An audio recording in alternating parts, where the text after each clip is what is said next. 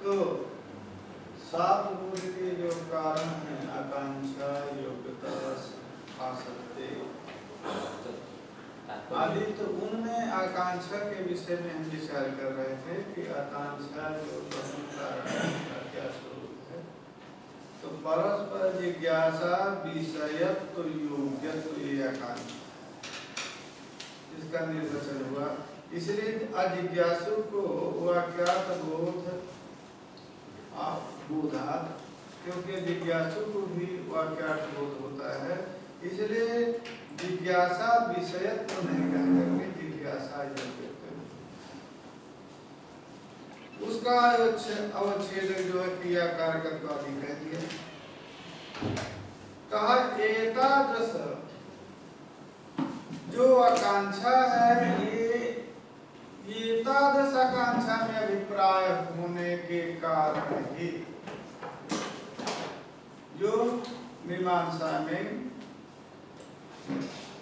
श्रुति, लिंग, वाक, प्रकरण, स्थान और समाख्या, इनमें जो बलाबल विचार है, ये बलाबल विचार इसी आकांक्षा, एतादृश आकांक्षा के मानने पर ही बलाबल विचार प्रस्तुत होता है। इसकी बलवत्ता है, क्योंकि सूत्र है ये बलाबधिकरण जो है, ये है आपका तृतीय अध्याय का तृतीय पाद, बलाबधिकरण है। वहां पर जैमिनी सूत्र है, श्रुति, लिंग, वाक, प्रकरण, स्थान, समाख्यानाम समवाये पार दौर्बल्यम अर्थ विप्रकर्षा। तो जहां पर श्रुति के साथ लिंग प्राप्त है, वहां श्रुति की बलवत्ता हो। जहां लिंग से साथ प्रकरण प्राप्त है, वहां लिंग की बलवत्ता होगी। और लिंग के साथ वाक्य प्राप्त है, वहां वाक्य की बलवत्ता होगी। और जहाँ वाक्य प्रकरण दोनों प्राप्त है, वहाँ वाक्य की बलवत्ता होगी।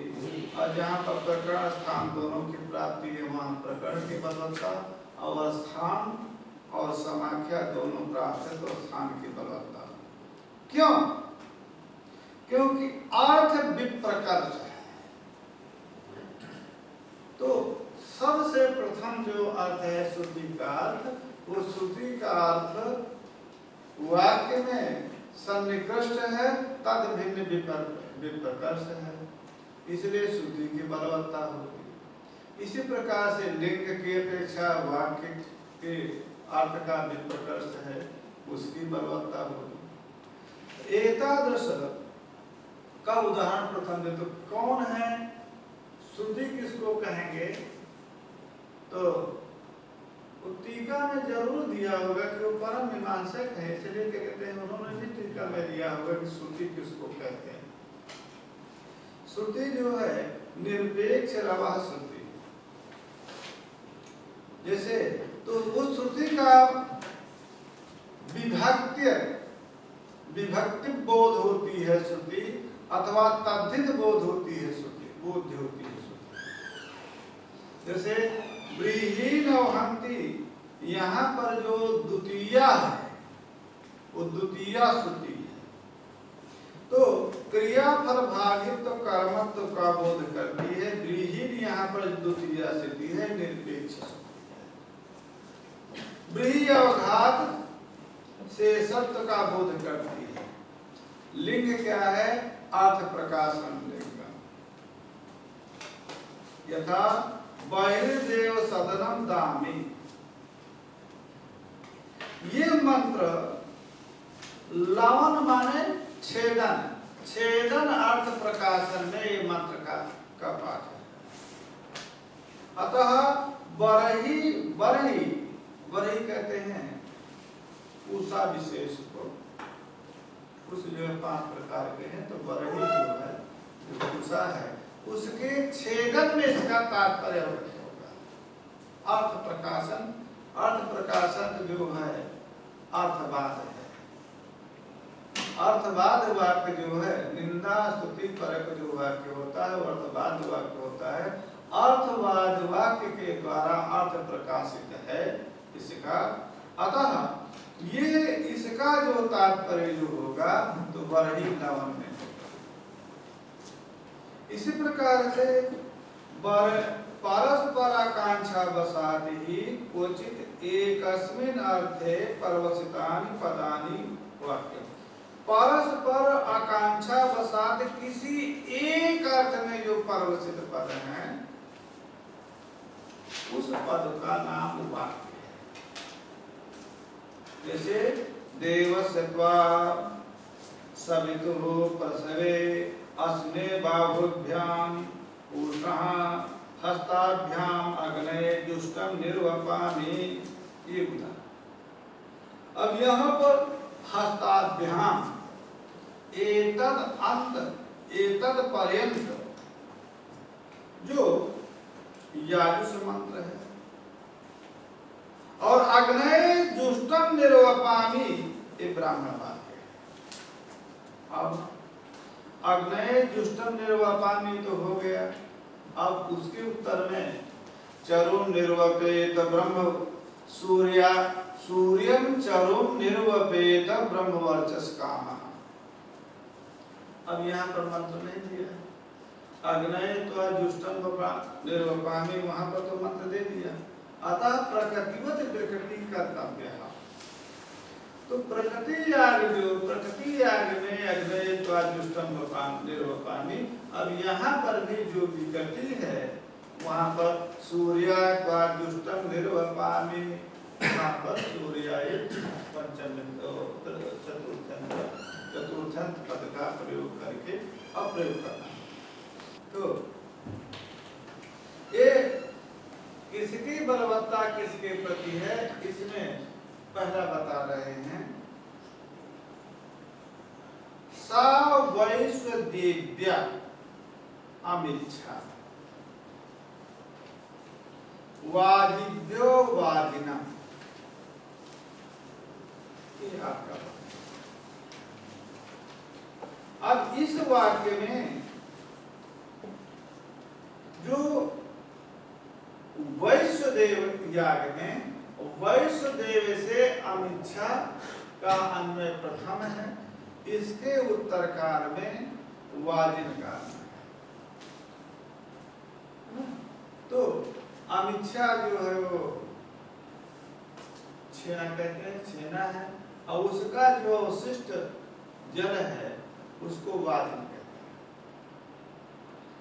अब चलिए वाजी शब्द क्या है? तो वाजी शब्द तो घोटक अर्थ का लोक में वाजी, परंतु यहाँ विपत्ति के बल पर वाजी शब्द से विश्वदेव अर्थ आ जाएगा। वाजम वाच अन्नम, वाज सबसे अन्न माने अमिच्छा। वाज अस्ति अस्सा वाजी अर्थात अमिच्छा संबंधी। तो अमिच्छा संबंधिता अर्थ जो है इस वाजी शब्द की दी। तो अमिच्छा से संबंधित कौन होगा? तो अमिच्छा प्राप्त करने वाला विश्वदेव होगा। तो अब विश्वदेव के साथ अमिच्छा का अन्वय होने के बाद और वाजी शब्द से जो बुध विश्वदेवता है, विश्वदेवता, उससे फिर पुनः वाजी का अन्वय प्राप्त है। तो तब अब यहाँ पर क्या करेंगे? तो यहाँ पर जो विश्वदेव याग समीक्षा तत्व विश्वदेव याग का प्रथम अमिच्छा से अन्वय हो गया। तद्धित सास्य देवता सूत्र के द्वारा आरंभ हुआ है। विश्वे देवा यस्याः सा, विश्वे देवा देवा यस्याः सा विश्वदेवी तो विश्वदेवी अमिच्छा हो गई। तो विश्वदेव से संबंधिता तद्धित के द्वारा पूर्व में अमिच्छा की आवश्यकता है, और उससे अन्वित होने के बाद विश्वदेव याग का अमिच्छान्वित होने का वाजिनाकांक्षा न वाजिनाकांक्षा। अब वाजिन से आकांक्षा इसकी समाप्त हो। यदि हम आकांक्षा को नहीं रखेंगे तो अमिच्छा के अन्वय के साथ साथ वाजिन का भी अन्वय विश्व देवता से होने लगेगा। अतः वाजिन का अन्वय अब किससे होगा? तो वाज माने जो अमिच्छा है उससे संबंधित अन्य कोई भी देवता है विश्व देवता के छोड़ करके उन्हीं के साथ वाजिन का अन्वय होगा। ये जो है प्रथम बताया। द्वितीय अमिच्छा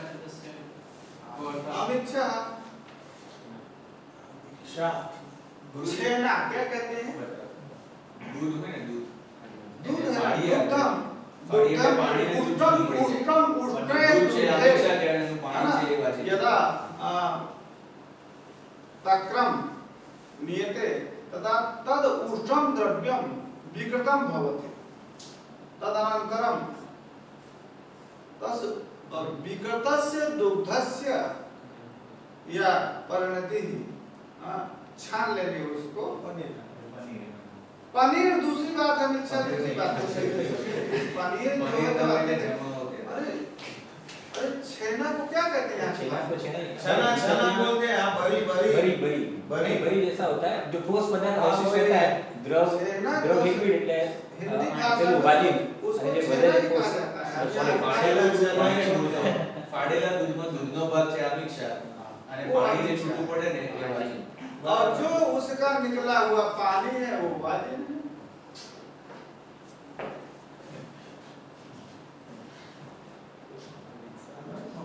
अब प्रश्न हो रहा है कर्णनु तत्राविवादिनस्य जिज्ञासा अविषयत्वेपि तद्योग्यत्वम् अस्त्येव। कहा आपने ये कहा है जिज्ञासा योग्यत्व जिज्ञासा विषयत्व नहीं कहा है आपने, जिज्ञासा विषयत्व योग्यत्व कहा है। तो जब अमिच्छा के साथ आकांक्षा समाप्त हो गई विश्व देवता की, ठीक है, तो आकांक्षा तो नहीं है परंतु आकांक्षा विषय तो आपने योग्यता तो नहीं कहा। आपने आकांक्षा विषय तो योग्यत्व को आकांक्षा कहा है क्योंकि जिज्ञासु को भी अर्थबोध होता है। अजिज्ञासु जो है जिसको आपको कुछ नहीं जानना है कि क्या पढ़ा रहे हैं वो भी जो शब्द सुनेगा तो उसको बोध होता है। इसलिए आकांक्षा विषय तो नहीं कहा, वाक्यार्थ बोध आकांक्षा विषय तो न कह करके परस्पर जिज्ञासा परस्पर जिज्ञासा विषयत्व योग्यत्व कहा है, विषयत्व तो कहा नहीं है। तो यहाँ पर जो वाजिन है वो वाजिन की आकांक्षा विषयता न होने पर भी आकांक्षा विषय योग्यता तो है ही। आकांक्षा क्यों? कदाचित उसकी भी आकांक्षा हो सकती है, इस समय प्रबाधित है आकांक्षा।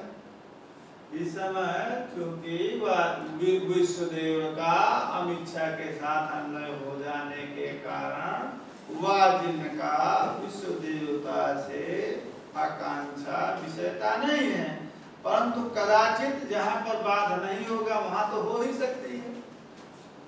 ननु तत्रापि वाजिनस्य जिज्ञासा अविषयत्वेपि, जिज्ञासा का विषय यहाँ पर नहीं है परंतु जिज्ञासा योग्यता तो है ही। और आपने जिज्ञासा विषयत्व योग्यता को आकांक्षा कहा है। तद्योग्यत्वम् अस्त्येव। क्यों? प्रदेय द्रव्यस्य याग निरूपित जिज्ञासा विषयता योग्यता अवच्छेदकत्वात्, जो भी प्रदेय द्रव्य है तो प्रदेय द्रव्य जिस प्रकार से अनिच्छा है उसी प्रकार से वाजिन भी है, वाजिन के लिए देह है। तो प्रदेय द्रव्य जो है वो याग निरूपित, याग के द्वारा निरूपित जो जिज्ञासा है, उस जिज्ञासा विषय योग्यता उसमें रहती है।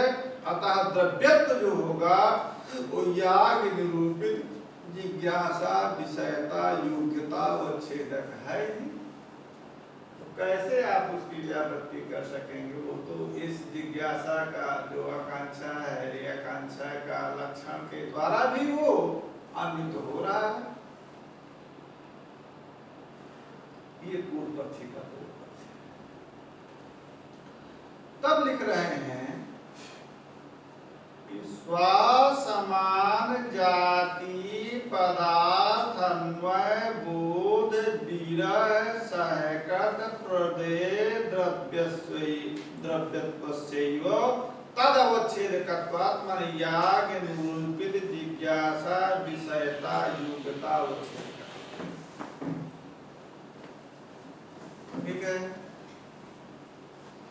स्वसमान जाति पदार्थ अन्वय बोध विरह सहकृत प्रदेय द्रव्यत्वस्यैव तदवच्छेदक। अच्छा, तो पहले अनिच्छा में ले लीजिए। तो अनिच्छा से स्वपद से अनिच्छा ली। तद समान जाति पदार्थ कौन हुआ? वाजिब। पहले अगर लेना तो अन्वय देखे ना कि माने हमका अनिच्छा में माने याग निरूपित जिज्ञासा विषयता उच्छेदकत्व किस में ले जाना है? अनिच्छा में, है ना? इसमें नहीं ले जाना है ना? वाजिब में नहीं जाएगी ये माने योग्यता उच्छेदकत्व, तो इसमें जाएगा। तो पहले अनिच्छा में ले लो। तो स्वपद से अनिच्छा। तद समान जाति पदार्थ कौन हुआ? वाजिब। ठीक है। तद समान सजातीय पदार्थ हुआ वाजिब। उस वाजिब के का बोध हो जाने पर अनिच्छा का अन्वय है कि उसके न होने पर अन्वय? न होने पर ही विश्वदेव के साथ होगा। ठीक है ना? उस अनिच्छा का अन्वय विश्वदेव के साथ वाजिब से अन्वय हो, वाजिब का अन्वय बोध हो जाने के पश्चात नहीं है, अपितु उसका बोध अन्वित बोध हो या ना हो उसके निरपेक्ष है। ठीक है। तो स्व से लिया अनिच्छा, तद समान जाति पदार्थ वाजिब। उस वाजिब पदार्थ का अन्वय बोध विरह है, माने अन्वय बोध ना हो करके। तो अन्वय बोध विरह सहकृत जो प्रदेय द्रव्यत्व कौन हुआ? अनिच्छा। फिर से पंक्ति को लगाइएगा। अनिच्छा जो है, अनिच्छा में अनिच्छा तो जो है वो याग निरूपित जिज्ञासा विषयता व छेदक अनिच्छा तो होगा। ठीक है। क्यों हो रहा है कि हमने नियम बनाया कि स्व समान जातीय पदार्थ अन्वय बोध विरह सहकृत प्रदेय द्रव्यत्व अवच्छेदक ले लीजिए। तो अनिच्छा पद से स्वपद से अनिच्छा लिया। तद समान जातीय पदार्थ जो है वाजिन हुआ। उस वाजिन के अन्वय न रहने पर अन्वय बोध विरह दशा में ही जो अनिच्छा है वो अनिच्छा जो है प्रदेय द्रव्यत्वता उसकी सिद्ध हो जाती है। अतः अनिच्छा में आकांक्षा रह जाए।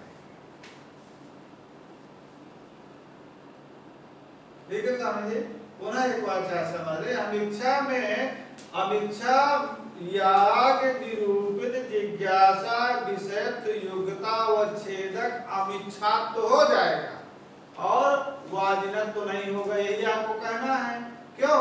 क्योंकि हमने याग निरूपित जिज्ञासा विषय योग्यता व छेदक का हमने स्वरूप बताया कि स्वसमान जाति पदार्थ अन्वय बोध विरह सहकृत, है ना, विरह सहकृत प्रदेय द्रव्यत्व जो है वो याग निरूपित जिज्ञासा विषयता योग्यता उच्छेदक हो। तो अमिच्छा का विश्वदेव याग से अन्वय होने के लिए, विश्वदेव संबंधिता के लिए वाजिद के अन्वय की अपेक्षा नहीं है। अतः स्वसमान जाति पदार्थ जो वाजिन उस अन्वय बोध का विरह है, अभाव है, उसका अन्वय बोध नहीं, और अन्वय बोध विरह सहकृत तदेय द्रव्यत्व जो है इसमें अमिच्छा में आ जाएगा। ठीक है, वाजिब में नहीं आएगा। क्यों?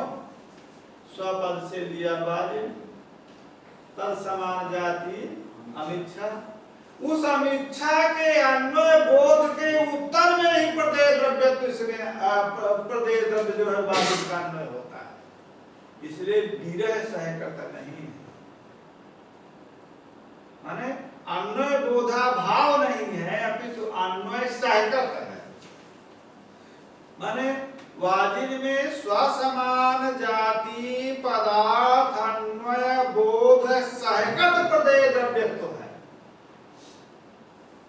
और अमिच्छा में स्वसमान जाति पदार्थ अन्वय बोध विरह सहकृत प्रदेय द्रव्यत्व है।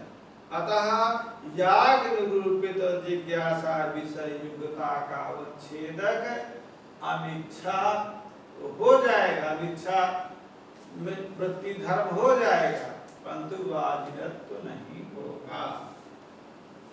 ठीक है, उसका विवरण कर रहे हैं। वाजि द्रव्यस्य स्वसमान जाति अन्वय बोध सहकृतत्व ही नहीं हो, तादृश अवच्छेदकत्व सहकृत ही हो गया, तादृश अवच्छेदकत्व याग निरूपित विषयता युक्तता अवच्छेदक कैसा? स्वसमान जाति पदार्थ अन्वय बोध विरह कृत एतादृश जो है, स्वसमान जाति जो मैंने वो दिया, तादृश अवच्छेदक उसमें नहीं है, इसलिए वाजिब का अन्वय नहीं माना। वाजिब का विश्वदेव में आकांक्षा नहीं रहेगी,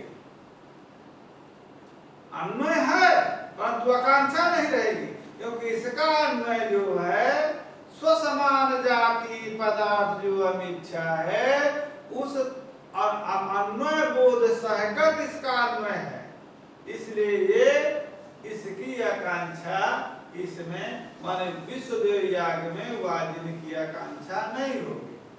अमिच्छा की इसलिए हो जाएगी कि अमिच्छा सजाति जो वाजिन है उसके अन्वय बोध अभाव दशा में ही वो अवच्छेदक बन जा रहा है, प्रदेय द्रव्यत्व उसमें है, इसलिए वो जो है विश्वदेव याग में उसका अन्वय होगा।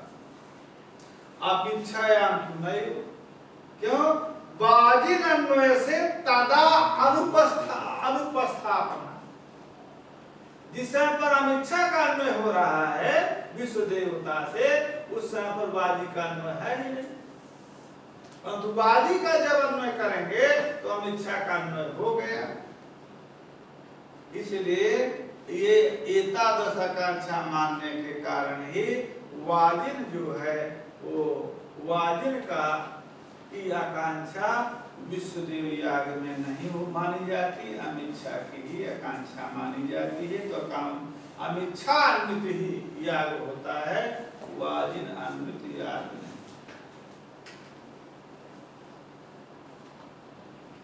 इसी प्रकार से अन्य उदाहरणों में भी, अन्य उदाहरणों को का माने लिंग से श्रुति बलवत्ता का जो उदाहरण है वहां पर यही आकांक्षा का जो स्वरूप है, यही बराबर का विचार।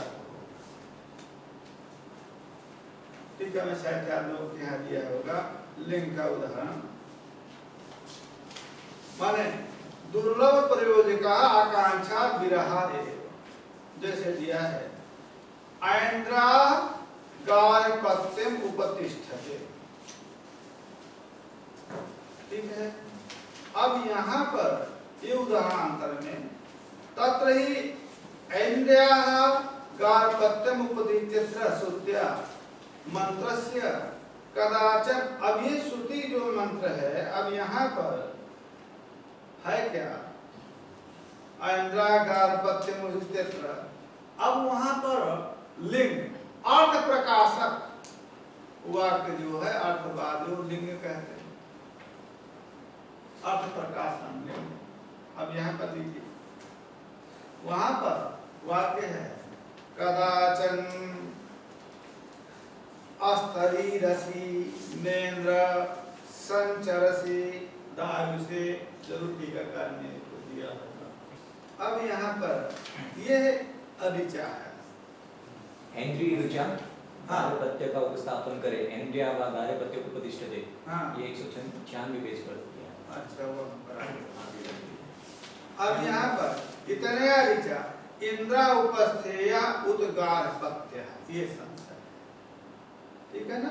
अर्थ प्रकाशन लिंग है कदाचन स्तरीरसी नेन्द्र संचरसी दायुषे। ये जो ऋचा है, इस ऋचा से इंद्र का उपस्थापन करें कि गार्हपत्य का उपस्थापन करें, ये संदेह है। अब चलिए, अर्थ क्या है इसका, भो इंद्र कदाचित अपि घातको न भवसि। हे इंद्र, कभी भी तुम घातक नहीं हो, किंतु आहुतिम दत्तवते यजमानाय प्रिय से। आहुति देने वाले यजमान के लिए प्रिय हो। ये अर्थ प्रकाशन लिंग के द्वारा, तो यहाँ पर ऐन्द्रिया गार्हपत्यम उपतिष्ठते, ऐन्द्रिया गार्हपत्यम उष्ट, इस ऐन्द्रिय ऋचा के द्वारा अर्थ प्रकाशन जो लिंग है, तो स्तुति किसकी है, इंद्र की न स्तुति है। अर्थ प्रकाशन तो इंद्र का है। स्तुति है कदाचन, कदाचन तरीरसी नेन्द्रः संचरसी दायुषे। इसका तात्पर्य है कि हे इंद्र, तुम किसी समय पर भी घातक नहीं हो। तुम जो यज्ञ करने वाला यजमान है, उसके लिए तुम प्रिय होते हो। तो अर्थ प्रकाशन लिंग से तो इंद्र उपस्थित हो रहा है। गार्हपत्यम उपतिष्ठते, गार्हपत्यम द्वितीय है, उपतिष्ठते क्रिया, तो द्वितीय श्रुति के द्वारा गार्हपत्य का उपस्थापन, ठीक है ना। तो लिंग से श्रुति की बलवत्ता क्यों मानी जाए, तो यही आकांक्षा है।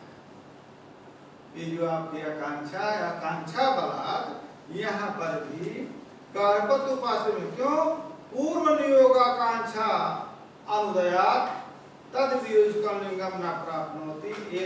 क्यों, पूर्व नियोग जो आकांक्षा है, पूर्व नियोग जो आकांक्षा है, वो पूर्व नियोग आकांक्षा आपका स्वसमान जाति पदार्थन्वय बोध विरह सकर्त प्रदेय द्रव्य एकादश। तो स्वसमान जाति विरह बोध अन्वय विरह करत। इंद्र का जब गार्हपत्य से अन्वय होने के बाद उसका अन्वय हो रहा है, और गार्हपत्य का उपस्थापन, उपस्थिति जो उपस्थापन जो क्रिया है, उसके अव्यवहित है गार्हपत्य। तो गार्हपत्य का साक्षात अन्वय हो रहा है उपस्थापन से, ठीक है, और इंद्र का उपस्थापन से अन्वय हो रहा है प्रकाशन के द्वारा। तो गार्हपत्य का अन्वय होने पर इंद्र का अन्वय हो रहा है, अतः जो गार्हपत्य उपस्थापन है वो उसके अन्वय के बिना हो रहा है, अतः जिसके बिना माने अन्वय बोध विनय सहकट जो उपस्थापन है वो गार्हपत्य का हो रहा है, वो श्रुति बोध। और प्रकाशन लिंग के द्वारा उपस्थापन इंद्र का हो रहा है, अतः अन्वय बोध के उत्तर काल में हो रहा है, अन्वय बोध सहकट उसका बोध हो रहा है। इसलिए यहाँ पर जो श्रुति है तो श्रुति की बलवत्ता होकर के गार्हपत्य का उपस्थापन होता है।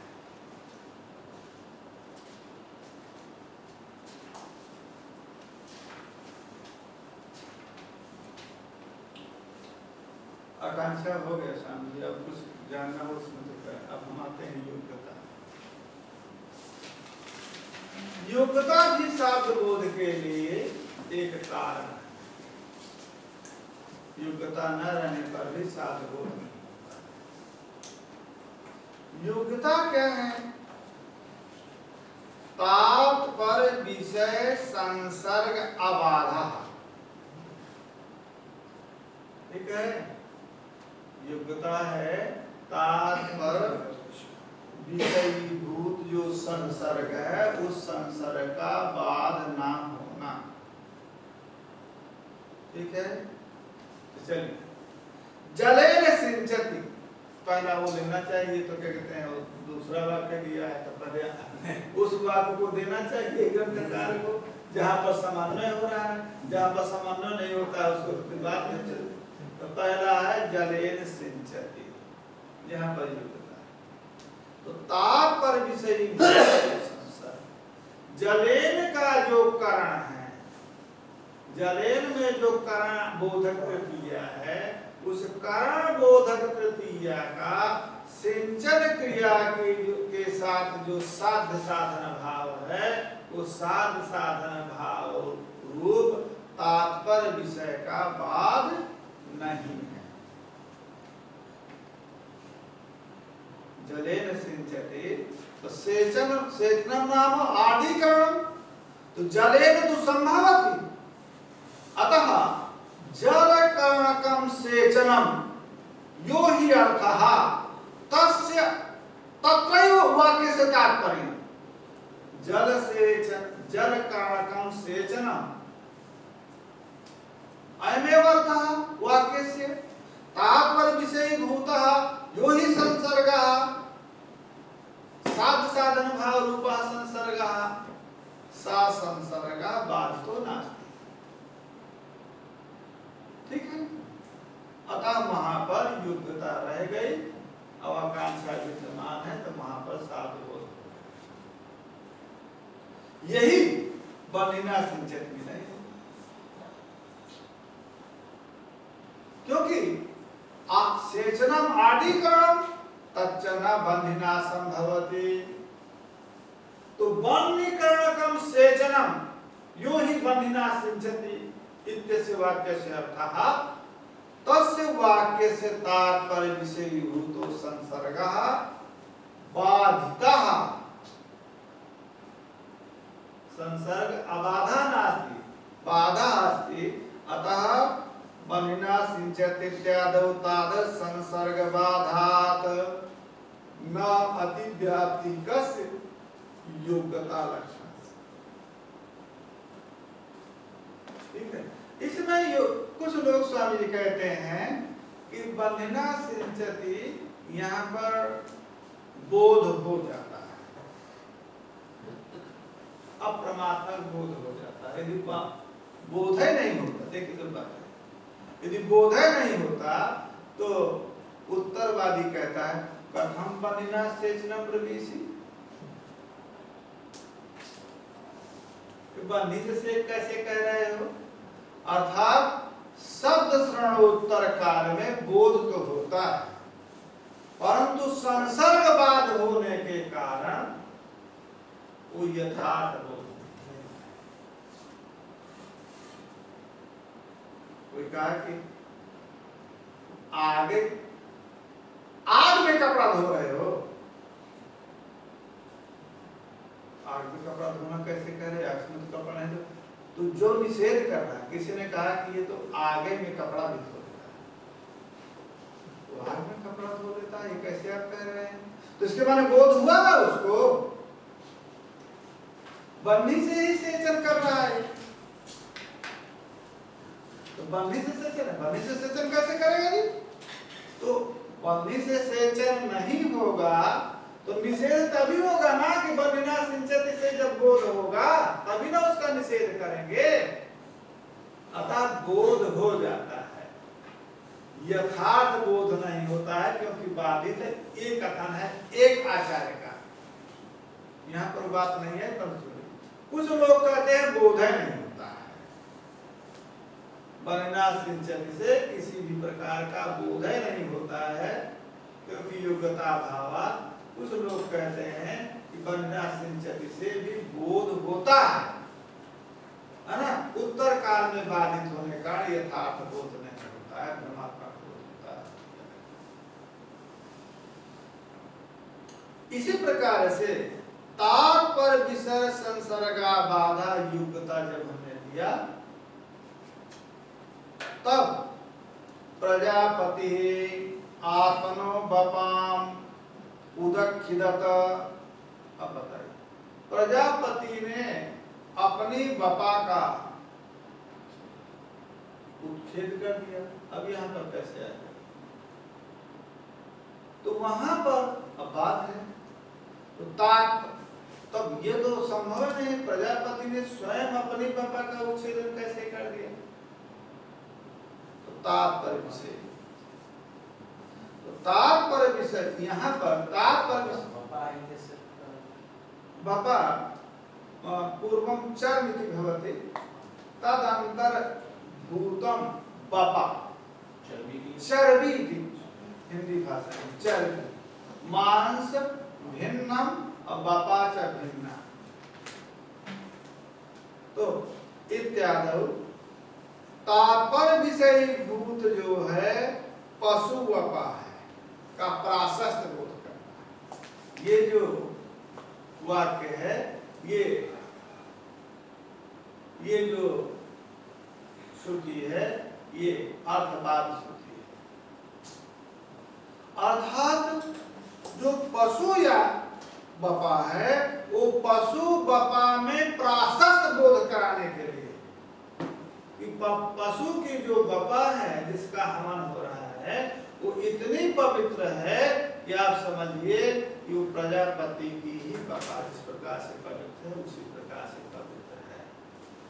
तो ताप पर विषयी भूत वपा कौन सी है? पशु वपा। अब वो उसमें प्राशस्त बोध करने के लिए जो है ब्रह्म से प्रजापति से संबंधिता बोध की जाती है। तो ताप पर विषयी भूत अर्थ का बाद यहाँ पर, वहां पर बपा जो है पशु बपा में तात्पर्य है उसका, अतः पशु बपा में का उत्खेद जो है तो बाधित है नहीं, अतः तात्पर्य विषय भूत जो अर्थ है उसका बात है।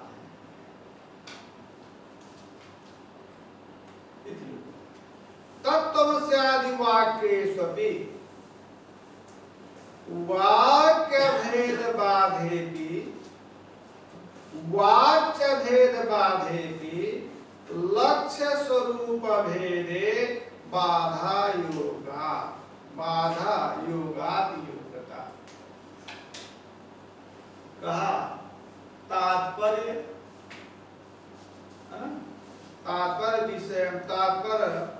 विषय संसर्गा बाधा युक्तता, संसर्गा बाधा युक्तता। तो तत्त्वमसि में क्या करें? तत्पद का वाच्य सर्वज्ञत्व विशिष्ट, त्वम पद का वाच्य जो है अल्पज्ञत्व विशिष्ट। तो सर्वज्ञत्व विशिष्ट अल्पज्ञत्व विशिष्ट का जो संसर्ग है अभेद संसर्ग वो तो बाधित नहीं।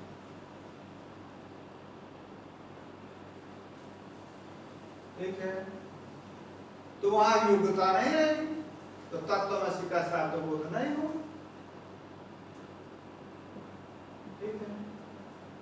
कहा कि वहां पर तत्त्वमसि इत्यादि वाक्य से भी वाच अभेद बाधित है, ठीक है ना। तत् शब्द का वाच जो है सर्वज्ञत्व विशिष्ट, त्वम पद का वाच अल्पज्ञत्व विशिष्ट, तो सर्वज्ञत्व विशिष्ट अल्पज्ञत्व विशिष्ट का अभेद रूप जो आत्मा है वो बाधित है। परंतु उसका तात्पर्य किसमें है? तत्त्वमसि का। समझिए, बोलिए आप तत्त्वमसि का तात्पर्य किसमें है?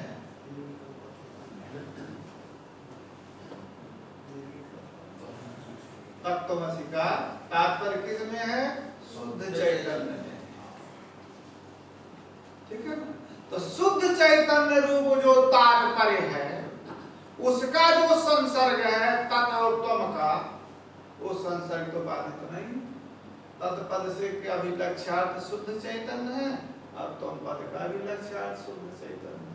तो वाच्यार्थ का भेद बाधित होने पर भी जो लक्ष्यार्थ है तत्पद का लक्ष्य जो चैतन्य मात्र निरूपित किया गया, 2-3 बार शायद आया होगा, और त्वम पद का जो लक्ष्यार्थ चैतन्य है उसके साथ जो अभेद है, चैतन्य का जो अभेद है, उसी में तात्पर्य जो है तत्त्वमसि का है। तो इसलिए क्योंकि हम योग्यता को कहा तात्पर्य, तात्पर्य विषयीभूत संसर्ग का अभाव होना चाहिए। तो तत्त्वमसि का तात्पर्य जो है सर्वज्ञत्व विशिष्ट अल्पज्ञत्व विशिष्ट में तात्पर्य है ही नहीं, क्योंकि हमने बता दिया उपक्रम उपसंहार अभ्यास आदि के द्वारा श्रुति का तात्पर्य जो है शुद्ध चैतन्य में। तो तत्पद का या तुम पद का जब शुद्ध चैतन्य में अर्थ है तो शुद्ध चैतन्य के अभेद स्वरूप संसर्ग में बात नहीं है।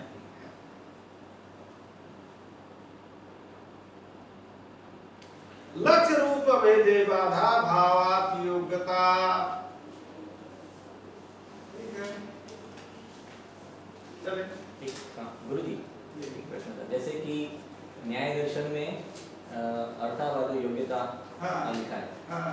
तो बाकी सब में तो सेट हो जाता था, लेकिन ऐसा लगता है कि तत्त्वमसि में वो उनके यहाँ नहीं हो पाएगा अर्थावाद योग्यता जो है, इसलिए ये संसार। दूसरी बात, अर्थावाद योग्यता कैसे उसी को आप समझिए दूसरे प्रकार से ही, क्योंकि उनके यहाँ पद शक्त है।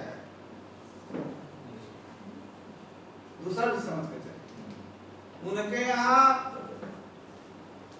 आप तो चरित पद जो है तो वो प्रमाण है, और यहाँ पर वाक्य प्रमाण है। तो वहां संसर्ग की चर्चा कहां से करेंगे जब पद शक्त है? तो वहां पर अबाधित अर्थ जो है, और यहाँ पर वाक्य शक्तिवादी चल रहे है ना। ये वाक्य से प्रमाणांतरेण न बाधा तद वाक्यम प्रमाण से चल रहे हैं। तो वाक्य जो है यस्य वाक्य से तात्पर्य विषयीभूता संसर्गा प्रमाणांतरेण न बाधते तद वाक्यम प्रमाणम हम चल रहे हैं। अब वहां पर क्या था? आप तो चरितो चरिता शब्द प्रमाण, आप तो चरित जो शब्द है वो प्रमाण था। तो वो शब्द का जो शक्यार्थवाद है वो जहां पर न बाधित होगा उसको योग्यता कहें। हमारे यहाँ तो पद शक्ति है नहीं, हमारे यहाँ तो वाक्य है, अतः संसर्गाबाध, क्योंकि वो तो कहेंगे कि यस्य पदस्य प्रमाणांतरे अर्था न बाधते तद पदम प्रमाण। तो उनके यहाँ प्रमाणांतरे बाधित जाने, तो इसलिए जो अर्थ का बात होगा यहाँ पर वहां योग्यता नहीं रहेगी। यहाँ तो हम कह दिया संसर्गाबाद, यस्य वाक्यस्य संसर्गः प्रमाणांतरेण न बाध्यते तद वाक्यम प्रमाणम।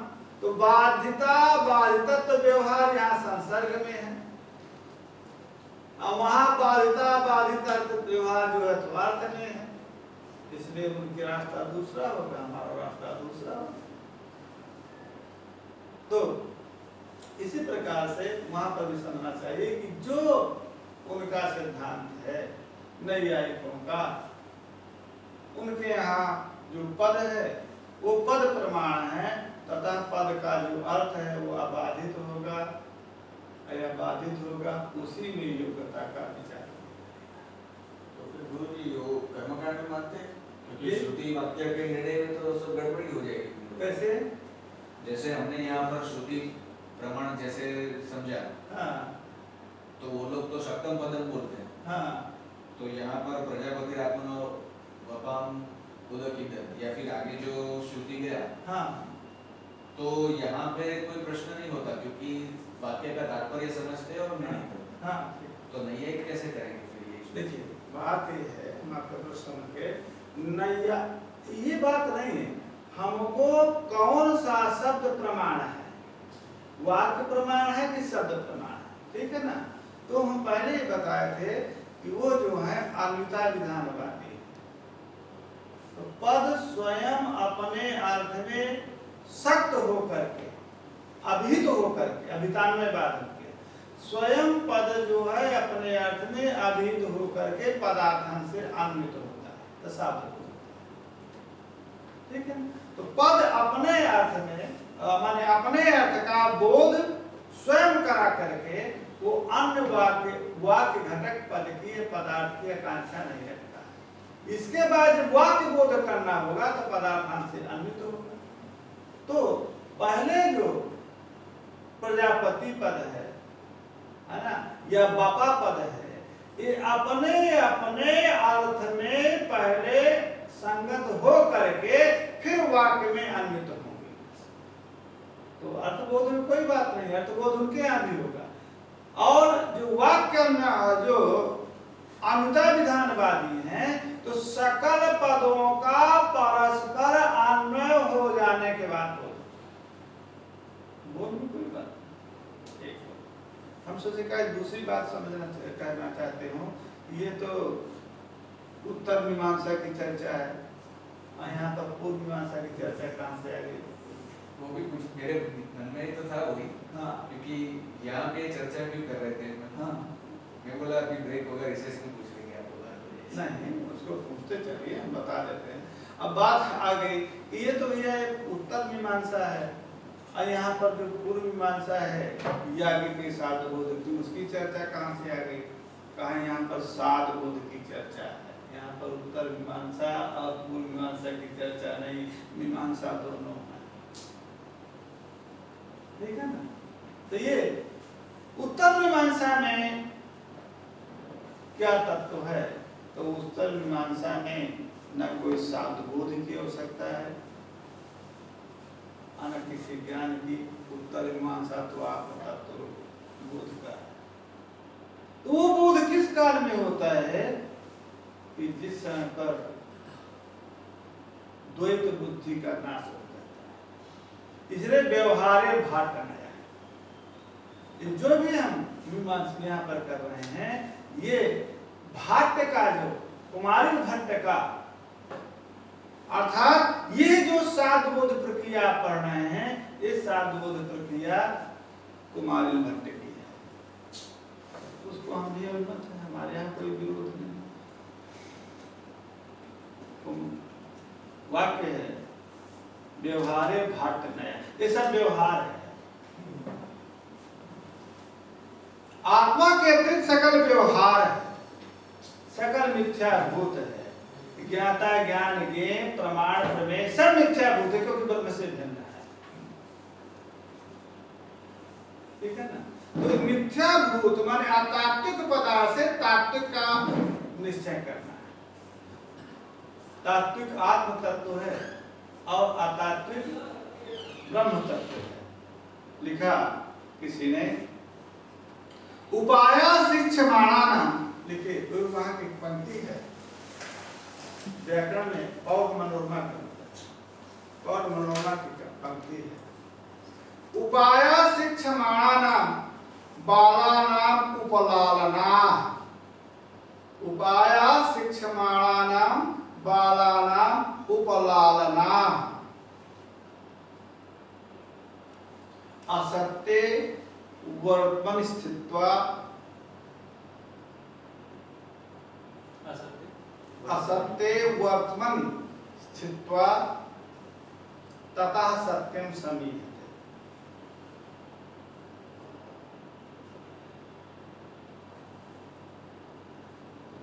तो ये जितना भी उपक्रम चल रहा है, ये ग्रंथ या शास्त्र जो भी है, ये शिक्षमाणा नाम बालानाम उपलालन मात्र है। ये असत्य मार्ग के में स्थित होकर के सत्य का समीहन करना है। तो कोई ना कोई मार्ग चाहिए सत्य के सत्य। एक दृष्टांत आपको हम बता दें, जब हम लिपि पढ़ते हैं, लड़के को पढ़ाते हैं, आप भी पढ़ेंगे उसी प्रकार से हम। तो ए या बी की जब लिपि पढ़ते हैं तो क्या करते हैं, ए के सामने एप्पल, बी के सामने बैट, तो क्या पढ़ते हैं, ए एप्पल, बी बैट, है ना, की कैट। तो लड़का पहले यही जानता है, मगर बैट से बी लिपि को जानता है, और एल से जो है आप जो है ए लिपि को जानता है, उसी प्रकार से जानता है। आपने भी उसी प्रकार से जाना है। और जब नागरा लिपि को हम पढ़ते हैं तो का कबूतर, खा खरगोश, उसको पढ़ाते क्या, खा माने खरगोश, का माने कबूतर, गा माने गमला, इस प्रकार से बताते हैं। वो लड़का गा गमला, खा खरगोश यही पढ़ता है। उस समय पर स्वामी जी इस प्रकार से क्यों नहीं बताया जा सकता है कि ये ए की लिपि है, ये बी की लिपि है, ये सी की लिपि है, ये ककाल लिपि है, ये ककाल लिपि है। इस प्रकार से क्यों नहीं बताते थे, क्योंकि कवाने कम तो नहीं होता है, नहीं संभव है। वो बालक क्योंकि चित्र के माध्यम से लिपि को समझता है, लिपि भी चित्र है, तो वो जिस चित्र को पहले से देख रखा है उस चित्र के माध्यम से इस लिपि को समझेगा। अब बाद में जो चित्र है वो गायब हो जाएगा और लिपि मात्र का ज्ञान होता है। उपाय शिक्षमाणानाम बालानाम उपलालन, अर्थात का मतलब कबूतर नहीं होता है, ना खा का मतलब खरगोश होता है, ना ए का मतलब बिल होता है, ना तो बी का मतलब बैठ होता है, और तो जिस समय पर आपने लिपि का परिज्ञान किया है यही किया है। और इस समय आप विज्ञ हो चुके हैं और हम वेदांत परिभाषा छोड़ करके आपको ये पढ़ाना चाहें। का माने क्या होता है जी, तो का माने कबूतर, खा माने खरगोश। आप घंटा 2 घंटा पढ़ाएंगे, इसके बाद कहेंगे गुरु जी को कुछ में विकृति आ गई। क्यों? तो कमाने कबूतर हमको आज बता रहे हैं। आपने कमाने कबूतर पढ़ा है, परंतु वो ककार की लिपि जानने के लिए पढ़ा है। अब आज कोई आपसे कहे कि कमाने क्या होता है, तो आप कहें कमाने क्या होता है, आप कमाने कबूतर नहीं कहेंगे। अब आपने कमाने कबूतर पढ़ा है। इसी प्रकार से उपाय जितने शिक्षमाणों के लिए होते हैं वो उपलालन मात्र होता है। तो ये जो चाहे आप प्रत्यक्ष प्रमाण या श्रुति प्रमाण हो, इस श्रुति प्रमाण से या प्रत्यक्ष प्रमाण से जिस हमको सत्य वस्तु का परिज्ञान करना है वो सत्य वस्तु यथार्थ है, तात्विक है, और ये सब अतात्विक है। इसलिए ये अतात्विक जो प्रमाण है, जो आगम प्रमाण, ये आगम प्रमाण जिस प्रकार से कर्म या आदि के स्वरूप का बोधक है, उसी प्रकार से जो ब्रह्म तत्व है उसका भी बोधक है, वो भी इसी के अंदर समझ